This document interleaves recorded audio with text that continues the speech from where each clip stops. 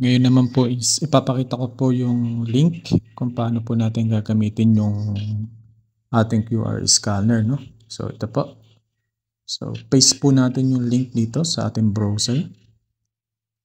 Yan. Tapos click lang natin yung allow.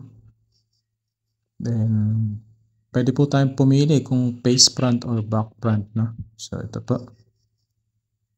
Then after po nyan, so, ang logic po ng ating system is kung mapapansin nyo yung SF2 natin is naka-X pa lahat, no? So, it means absent. Hindi pa tayo nakakapag-scan.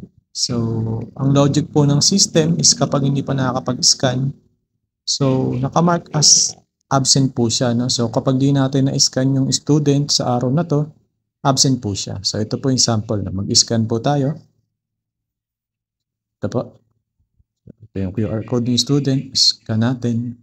Then malalag as present na po siya, no? Makiklear po yung X niya sa araw na yan. So magiging blank na lang po siya. So check po natin sa SF2 natin. Scroll form 2. So ito po, no? Napansin niyo po is nawala po yung X niya, no? Then nabawasan yung absent niya, nalagdagan naman yung present niya. So scan po ulit tayo.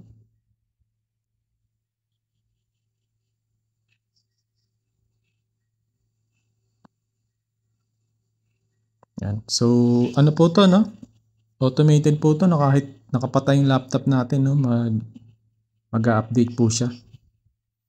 So, hindi natin kailangang nakabukas lagi yung laptop natin, no? So, connected po yan, no? So, ito po. Papansin niyo po is natanggal na naman po yung mga X nila kasi ibig sabihin po niyan is present po sila, no? So, ganun po tumatakbo yung system natin, no? Pag present, mawawala yung X. Then kapag absent sila, pag hindi na-scan yung QR nila, so it means absent sila. So nakamark as X sila. So ganun lang po. Naka-automate din yung ano natin, yung summary natin. Nakita nyo naman po. So ganun lang po ito gamitin. Salamat po.